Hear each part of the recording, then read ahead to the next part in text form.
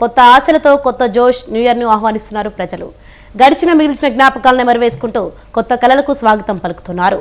New year సందడి మధ్య తనదైన కళా నైపుణ్యంతో మనల్ని అలరించేందుకు ప్రముఖ మిమిక్రీ ఆర్టిస్ట్ సతీష్ మన స్టూడియోకి వచ్చారు. నమస్తే అండి సతీష్ గారు. నమస్తే మేడం. Happy new year.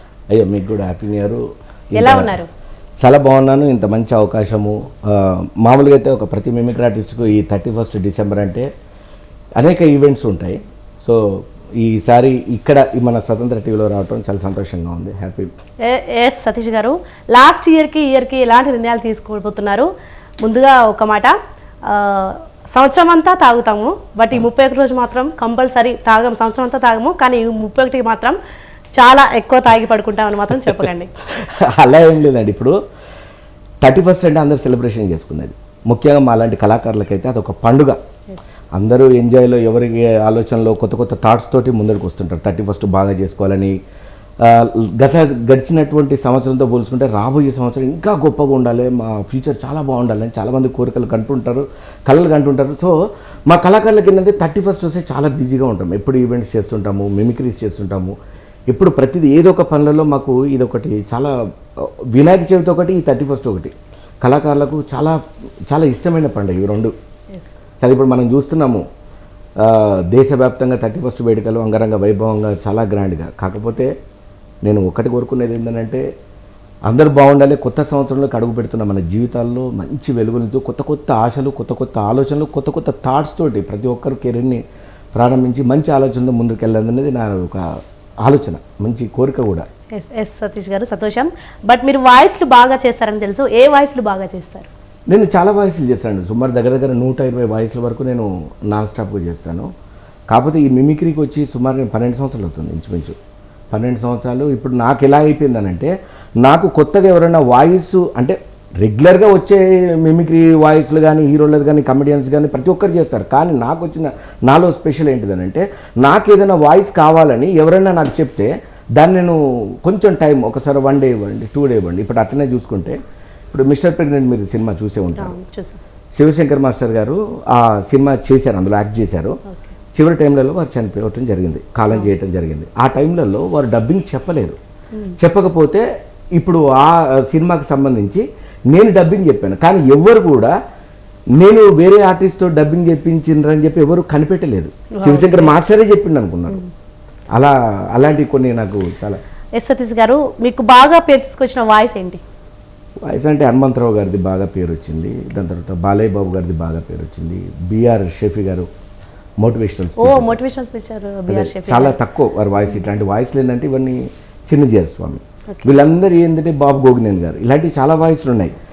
కామన్గా మనం మిమిక్రీ అనగానే ఏం చేస్తామంటే, మనం కామన్గా రెగ్యులర్గా ట్రెండ్లో ఉండే హీరోలు అయితే చేస్తుంటాం. కాకపోతే నేను కామన్ క్యారెక్టర్లు కూడా ఇప్పుడు మా ఆఫీస్లో కానీ, లేకపోతే నేను ఎక్కడైనా తిరిగినటువంటి ప్లేస్లో కానీ ఒక క్యారెక్టర్ సపరేట్గా కనిపించిందంటే ఇమ్మీడియట్గా అతన్ని అనుకరించే ప్రయత్నం చేస్తున్నాం. ఎందుకంటే ఎప్పుడు సాధనలో ఉంటాం, ప్రాక్టీస్ చేస్తుంటేనే మనకు మిమిక్రీ. ఇప్పుడు ఈరోజు ఇంత గొప్పగా మనం నిలబడ్డం, ఇన్ని ప్లాట్ఫామ్స్లలో మనం చేయగలుగుతున్నామంటే దానికి ప్రాక్టీస్ మెయిన్. ఇప్పుడు బిఆర్ షెఫీ గారు ఉన్నారు. బిఆర్ షెఫీ తప్పకుండా బిఆర్ షెఫీ గారిని నేనేమంటానంటే, మామూలుగా వారు మాట్లాడేటప్పుడు, సోదరా, ప్రతి మనిషి జీవితంలో ఎదగాలని కోరుకుంటుంది. ప్రతి మనిషి ఏమనుకుంటాడు, తనని తాను ముందుకు వెళ్ళాలి అనుకుంటాడు. అందుకే చెప్తున్నాను సోదరులా, సంకల్పం కావాలి, జీవితానికి లక్ష్యం కావాలి. చూసారా, ఒక వాయిస్ చెప్పేటప్పుడు కేవలం ఒక వాయిస్ చెప్తే దాని పరిపూర్ణత రాదు. నరాన బాడీ లాంగ్వేజ్లో ఆ ఎక్స్ప్రెషన్స్ కూడా అతను ఎలా చెప్తున్నాడు అనేది మనం బాగా చెప్పినప్పుడు ఏంటంటే ఆడియన్స్ మనకి కనెక్ట్ అవుతాడు. అంత సోల్ ఉంటుంది మీకు. ఇప్పుడు మనం బాలకృష్ణ గారి వాయిస్ తీసుకున్నాం. చెప్పండి మీ అందరికీ నూతన సంవత్సర శుభాకాంక్షలు అంటే పండదు. దాని దగ్గరకు ఆంగికం ఉండాలి, బాడీ లాంగ్వేజ్ ఉండాలి. అతను చెప్పేది, మీరు జనని జన్మభూమి స్వర్గాదపి గరియేసి, ఆ రోజు నాన్నగారు ఒక లవకుశ పాత్రనైతేనేమి, ఒక మంగమ్మ గారి మనవడు, ఎన్నో ఒకటో రెండో ఎన్నో పాత్రలను వారు చాలా గొప్పగా అంటారు. మరి నాన్నగారి పాత్రలను చూసుకున్నా కానీ ఎన్నో, నేనైతేనేమి భైరవ దీపము, ఎన్నో కార్యక్రమాలను నేను జనం చాలా గొప్పగా చేసాం. ఈ విధంగా మనం ఒక్కొక్క వాయిస్ గ్రేట్ సార్. అసలు ఇన్ని మిమిక్రీ అసలు ఎలా నేర్చుకున్నారు? దీనికి ఏమైనా కోచింగ్ ఉంటుందా అసలు ఏంటి? లేదండి. ఇప్పుడు నేను ఏమంటానంటే, ఇప్పుడు డ్రాయింగ్ అనుకోండి, ఒక బొమ్మ గీయటానికి ఇది ఒక కుక్క బొమ్మ, లేకపోతే ఇది ఒక అన్నిటికీ ప్రతిదానికి కోచింగ్ దానికి ఒకటి ఉంటుంది. బట్ మిమిక్రీకి కోచింగ్ ఉంటుందా అసలు ఏంటి? కోచింగ్ ఉంటుంది, కానీ ఇదంతా ఊహాత్మకం మీదనే ఆధారపడి ఉంటుంది. ఇమాజిన్ ఏమంటామంటే, మన ఊహ, ఈ వాయిస్ అనేది దాని ఊహతో మాత్రమే మనం పట్టుకోగలం. నిరంతరం ఇప్పుడు ఒక మిమిక్రీ చేయాలంటే మనకు ఆ వ్యక్తి పైన శత్రుత్వం అని ఉండాలి, లేదా ఆ వ్యక్తి పైన మనకు ప్రేమనన్ను ఉండాలి. ఈ రెండు ఉంటేనే మిమిక్రీ సాధ్యం. ఆ వ్యక్తి మనం ఏదైతే ఒక పాత్రను అనుకున్నామో ఆ క్యారెక్టర్ను మనం ఖచ్చితంగా చేయాలన్నప్పుడు మనకి రెండు ఉంటేనే సాధ్యం. లేదనుకోండి చేయడం కష్టం. ఇప్పుడు అలాంటి వాయిస్లు చాలా ఉన్నాయి. అసలు మీరు మిమిక్రీ ఎలా నేర్చుకున్నారు? నేర్చుకున్నారని అంటే, నేను వరంగల్ అండి, మాది ప్రాపర్ వరంగల్. వరంగల్లో నేరెళ్ళ వెన్మాధవ్ గారని పితామహులు మిమిక్రీకి. వారి నుంచి నాకు ఏంటంటే, వారిని చూసి వారు దూరదర్శన్లో అనేక రకాల ప్రోగ్రామ్స్ ఇచ్చారు, పొద్దునే మనకు వచ్చేటి. ఆ ప్రోగ్రాంలను చూసి తర్వాత కొంతమంది మిమిక్రీ కళాకారులు చాలామంది చేసేవి చూసి వాళ్ళకు ఒక్క డైలాగు మేము ఆనాడే చెప్పుతీమి అని స్టేజ్ మీద చెప్పంగానే ఆ అశేషమైనటువంటి జనాలు చప్పట్లు, ఈలలు, కీకలు. ఇప్పుడు గణపతి నవరాత్రులు కానీ లేకపోతే 31st ఈవెంట్స్ కానీ వచ్చినప్పుడు మనకు స్టేజ్ మీద కోకొల్లలుగా జనాలు వచ్చినప్పుడు ఒక ఆనందం అనిపించేది. అరే, ఒక్క వాయిస్ను మనిషి చేస్తే ఇంత ఘనము చప్పట్లు కొడతారా, ఇది మనం ఎందుకు నేర్చుకోకూడదని అట్లతోటి పిచ్చకొట్టుడు సుధాకర్ దగ్గర నుంచి మొదట వాయిస్ను ప్రారంభించి తర్వాత నాగేశ్వరరావు, ఎన్టీఆర్, ఇప్పుడు వచ్చే పొలిటీషియన్స్ కానీ లేకపోతే మిమిక్రీ ఎవరైతే ఏ క్యారెక్టర్ వస్తే అరే దీన్ని మనం చేయాలని ఫోకస్ పెట్టుకుంటే. ఎవరైనా గురువు గారు ఉన్నారా అసలు? ఎలా అసలు నేర్చుకోవడం? గురువు ఏం లేదండి. ఇప్పుడు గురువు అంటే మనకు ఇది నేర్పేది కాదండి, ఇది కేవలము మనం గమనిక మాత్రమే, వాళ్ళని అబ్జర్వ్ చేయటం. ఒక క్యారెక్టర్ ఇప్పుడు చంద్రముఖిలో కదా ఎట్లయితే ఎవరెవరు జ్యోతిక గారు పరకాయ ప్రవేశం చంద్రముఖిలో చేస్తారో అలాంటి పాత్ర ఉంటే తప్ప మిమిక్రీ అంత ఈజీగా రాదండి. బాగా సూక్ష్మంగా తనని గమనించాలి. ఇప్పుడు మిమ్మల్ని అనుకరించాలనుకోండి, మీరు ఎలా మాట్లాడుతున్నారు, మీ బాడీ లాంగ్వేజ్ ఏంటిది, మీరు మాట్లాడేటప్పుడు విధానం ఎలా ఉన్నది అనేది అన్నీ నేను సూక్ష్మంగా తెలుసుకున్నప్పుడు మాత్రమే నేను ప్రజెంట్ చేయగలుగుతున్నాను. అలాగే మాతో చాలామంది ఆఫీస్లో ఉన్నప్పుడు కానీ నేను పనిచేసే కొలీగ్స్తో కానీ వాళ్ళ అనుకరణ నేను చేసి ఇమీడియట్గా నేను చేస్తుంటే, నేను 5th క్లాస్ చదివేటప్పుడే మా హిందీ మాస్టర్ది నేను అనుకరణ చేశాను, లేనప్పుడు చేసి చూపించినప్పుడు ఆ క్లాస్ మొత్తం కేరిందలతో సపోర్ట్లతో మారుమోగేది. అలాగే మా స్కూల్లో యాన్యువల్ డే ఫంక్షన్ అయినా ఎటువంటి ఫంక్షన్ అకేషన్ అయినా ఫస్ట్ ప్రయారిటీ నాకు ఇచ్చేసి నాకు చేయించేవారు. అలాగా మిమిక్రీ వస్తూ ఆలోచన ఏంటిదనంటే యాక్టింగ్ అండి. ఇప్పుడు మిమిక్రీ అనేది ఏంటంటే ఒక బోట్ లాంటిది, మనం ఒడ్డు చేరటానికి ఒక నావలాగా దాన్ని చేసుకొని మనం వెళ్ళాల్సినటువంటి సినిమా ప్లాట్ఫామ్ పైన మన టాలెంట్ని చూపించుకోవడానికి. ఏంటంటే మిమిక్రీలో యాక్టింగ్ కూడా ఒక మిలీనం, మైమ్ కూడా ఒక ఇందులో మిలీనం ఉంటుంది. సో మనము మిమిక్రీ చేయాలంటే మనకు మైమ్ వస్తుంది, దాంతోపాటు యాక్టింగ్ స్కిల్స్ కూడా వస్తాయి.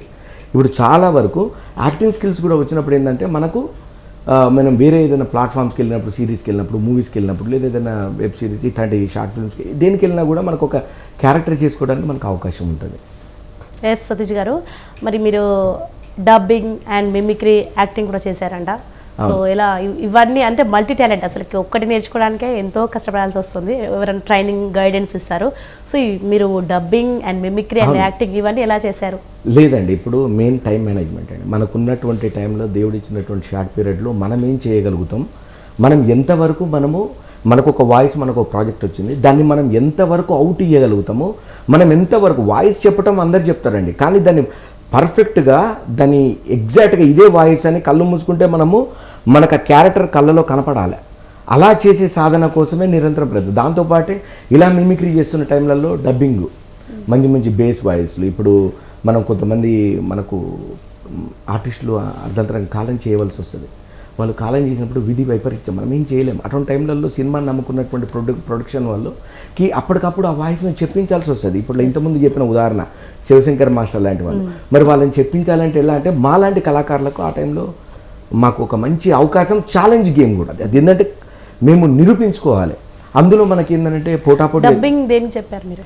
నేను చాలా సినిమాకి చెప్పానండి. దేవరాజ్ సినిమాకి చెప్పాను, తర్వాత శ్రీకర్ సినిమాకి చెప్పాను. కొన్ని సినిమాస్కి పర్టికులర్ విలన్ బేస్ వాయిస్లు ఉంటాయి, చాలా గంభీరమైన వాయిస్ అంటారు వాటికి. అలాగే యాక్టింగ్ కూడా ఎక్కువ స్కోప్ అండి. చాలా సినిమాలు, ఇప్పుడు జత కలిసే సినిమా మీరు ఓంకార్ గారి తమ్ముడు అశ్విన్ గారు చేశాను. అందులో 4 స్నేహితులలో నేను కూడా ఒక మంచి క్యారెక్టర్ వేశాను. దాని తర్వాత ఒకటి ఓటీటీ ఫిలిమ్స్ అని, లేకపోతే వెబ్ సిరీస్లు అని చాలా చేశానండి. మంచి పాత్ర. నాకు దేవుడి దయ వల్ల నాకు ఇప్పటివరకు దొరికిన క్యారెక్టర్లు కూడా మంచి క్యారెక్టర్లు దొరికాయండి. దాంతోపాటు నేను జబర్దస్త్లో కూడా చాలా ఎపిసోడ్స్ చేశానండి. కాకపోతే ఇప్పుడు వేణువండర్స్ టీం ఉంది. జబర్దస్త్లో 18లో చేశారు. వేణువండర్స్ అండి, టిలుబేన్ అంటాం కదా, బల్గం డైరెక్టర్. వారి దాంట్లో కూడా నేను చాలా స్కిట్స్ చేశాను. కాకపోతే ఎక్కువ శాతం నేను ఇచ్చింది లేడీ గెటప్సే కాబట్టి అది వేసుకుని గుర్తుపట్టలేరు అంతా. దానివల్ల అది చాలా ఎపిసోడ్స్ చేశానండి వాళ్ళతో పాటు. మీరు ఇప్పటి వరకు ఎన్ని మిమిక్రీలు చేసి ఉంటారు? ఎంతమంది మిమిక్రీలు చేయగలుగుతారు మీరు? నేను సుమారు ఒక 120 మంది వరకు అనుకరణ చేశానండి. ఇప్పుడు ఏమవుతుందని అంటే మనకు ఈ దఫాలు ఉంటాయండి. మిమిక్రీ నేను స్టార్ట్ చేసినప్పటి నుంచి ఇప్పుడు అప్పట్లో మనకు ఒక ట్రెండ్ నడిచింది. కొండవలస, ఎల్బిసి రాము, ఎంఎస్ నారాయణ గారు, వీరశంకర్ రెడ్డి దొంగలా కాదు దొంగ వచ్చా, నీ ఊరొచ్చా, నీ రట్టింటికి వచ్చా, మంద అయిపోయింది, పెగ్గి అయిపోయింది, ముందు మంది ఇస్తాను తర్వాత నిన్నేస్తాను రా. ఎంఎస్ నారాయణ గారు వాయిస్ చెప్పినప్పుడు స్వయాన ఎంఎస్ నారాయణ గారి అబ్బాయిను అక్క కూతురు నన్ను ఫిల్మ్ ఛాంబర్లో సన్మానం చేశారు. నాకు చాలా అదొక మెమొరీ. నాకు సన్మానం చేసి ఎంఎస్ నారాయణ గారి జీవిత చరిత్రకు సంబంధించినటువంటి నాకు ఒక బుక్ వారు ఇచ్చారు. అప్పుడు నా ఫేస్ కూడా ఇంచుమించు ఎంఎస్ నారాయణ గారికి దగ్గరగా ఉంటుంది అని అన్నప్పుడు ఆ ఎక్స్ప్రెషన్స్ కానీ నోస్ కానీ కరెక్ట్ ఉండటం వాళ్ళు బాగా చాలా ఆనందపడ్డారు. నాన్నగారిని చూసినట్టే ఉన్నదని చెప్పి ఇప్పటికీ కొంచెం బాగా సపోర్ట్ చేస్తుంటారు. సో ఇట్లా ఏం లేదండి. ఇప్పుడు మిమిక్రీ అనేది ఏంటంటే ఇప్పుడు రోజుకు అప్డేట్ అవుతుందానండి. కొత్త కొత్త వాయిస్లు వస్తుంటాయి. ఇప్పుడు మనకు ట్రెండింగ్లో ఇప్పుడు బాబు గోగినేని గారు ఉన్నారు. వారు ఎప్పుడు డిబేట్లలో మనకు తరచూ ఏదో ఒక సందర్భంలో వాళ్ళు మనకు కనబడుతూనే ఉంటారు. మనం ఆ క్యారెక్టర్ను ఎక్కువ మనకు సోషల్ మీడియాలో ఈ పర్సన్ మనకు కనబడతా ఉన్నాడు అన్నప్పుడు మనం ఆ క్యారెక్టర్ని అబ్జర్వ్ చేయాలి. ఇతను మనకు పనికొచ్చేవాడు అన్నప్పుడు ఏంటంటే అతన్ని బాగా అబ్జర్వ్ చేసి అతని వాయిస్ను మనం పట్టుకోగలగాలి. ఇప్పుడు బాబు గోగినేని గారి స్టైల్ ఎలా ఉంటుందంటే ఇలాగే డిబేట్లో కూర్చుంటారు. నాన్ సెన్స్ అండి, ఐఫాక్ 30 December 31 అండి మంత్ అవుతారండి. ఇంట్లో వాళ్ళు ఏమైపోవాలండి, ఆలోచించాలండి. ఐఫాక్ 30 అండి. తాగినవాడు తిన్నగా ఉంటాడండి, లేడండి. అతను వెళ్తాడండి డ్రైవ్ చేసుకుంటూ బయటికి వెళ్తాడండి. ఇట్స్ డేంజర్ అండి. ఐఫాక్ 30 అండి. చాలనండి డ్రంక్ అండ్ డ్రైవ్లో 10,000 కట్టాలండి. చాలని 10,000 కాదండి పాయింట్. ఇక్కడ నేను అబుదాబికి వెళ్ళాను, చైనాకు వెళ్ళాను, మాల్దీవ్స్కి వెళ్ళాను, జపాన్కు వెళ్ళానండి. ఏంటండి ఎవరి ప్రాణాలకు ఎవరు గ్యారంటీ ఇస్తారండి? తాగి బండి నడపకూడదా అండి. ఐఫాక్ 30 అండి. ఈ విధంగా మనం బాబులో అనేది ఇట్లా మనం తీసుకోవచ్చండి. సో మిమిక్రీలో మనం చాలా రకాలుగా తీసుకోవచ్చండి, ఒక్కటని కాదు. చిన్నజీయర్ స్వామి గారిది అప్పుడు చిన్నజీయర్ గారి స్వామిది అయితే మనకు ఆశ్రమం శంషాబాద్ ఆశ్రమానికి చెందినటువంటి ఒక గురూజీ గారు మనకు కులశేఖర్ గారు అని చెప్పి మనకు పాటల రచయిత, నువ్వే నేను చాలా సినిమాలకు నువ్వు నేను తేజ గారి సినిమాలకు అన్నిటికీ వారే రాశారు. నేను డైరెక్ట్గా అక్కడ నేను వారికి చెప్పడం జరిగింది స్వయాన వాయిస్. చిన్నజీవి గారి వాయిస్ ఎలా ఉంటుందంటే చాలా ఆనందపడ్డారు వారు కూడా. ఆపదామపర్తారం దాతారం సర్వసంపదాం లోకాభిరామం శ్రీరామం భూయో భూయో నమామ్యహం. జై శ్రీమన్నారాయణ. భగవంతుడు ఏం చెప్పాడు? బొత్తిగా ఉండమన్నాడు, శ్రద్ధగా ఉండమన్నాడు. ఈరోజు ఏమిటి December 31. తాగి వాహనాలు నడిపొచ్చినా తప్పు.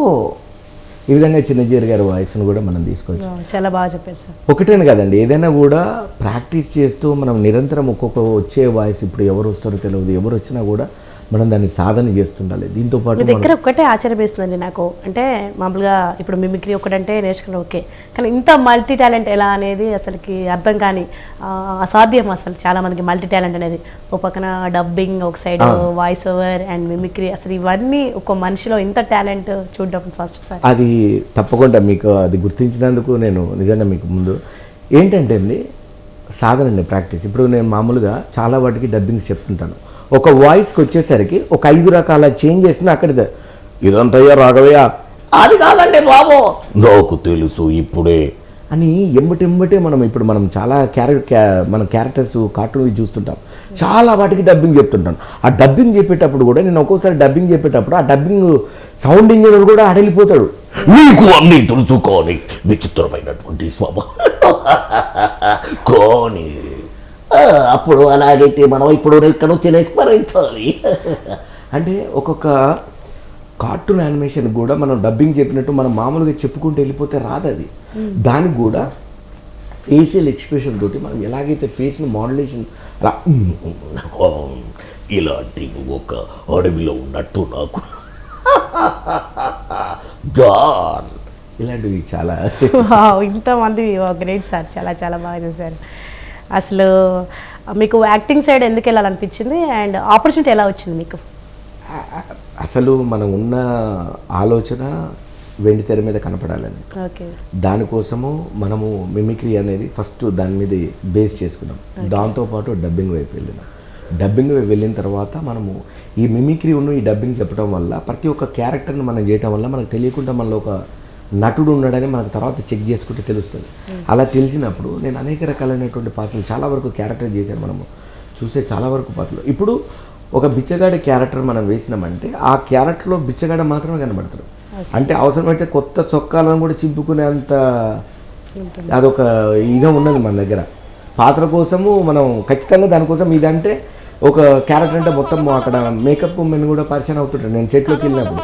ఇంకొకటి ఏంటంటే నేను చాలా సినిమాకు చేస్తుంటాను కదా, సినిమాలకు వెళ్ళినప్పుడు నాకు ఫస్ట్ 1 డే అండి కాల్ షీట్, ఒక్కరోజు వస్తే చాలండి, ఒక్క రోజులో మీ షూటు పార్ట్ ఫినిష్ అయిపోతుందని అంటారు.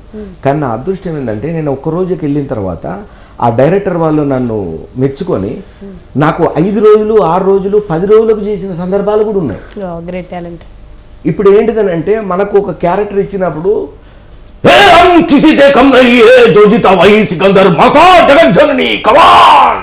అని ఒక మాంత్రికుడు క్యారెక్టర్, ఏదో ఒక ఫన్నీ క్యారెక్టర్, ఒక డ్రామా అని మీకు అలా క్యారెక్టర్ ఇచ్చినప్పుడు ఎలా చేస్తారు అసలు? అంటే ఇచ్చినప్పుడు మనం దాన్ని ముందు ఒకసారి ప్రాక్టీస్ చేస్తాం. సాధ్యమైనంత వరకు మనం అక్కడ డైరెక్షన్ డిపార్ట్మెంట్ తోటి మాట్లాడతాం.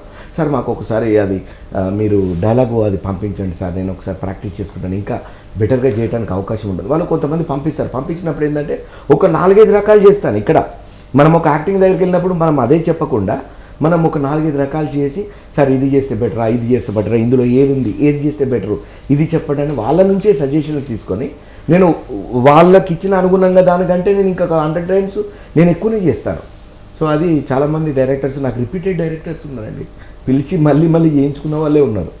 ఒక సినిమాతోటి కానీ ఒక షార్ట్ ఫిలిం తోటో ఒక సిరీస్ తోటో నేను ఎక్కడ ఆగిపోలేదండి. రెగ్యులర్ చైనింగ్ అండి. ఒక డైరెక్టర్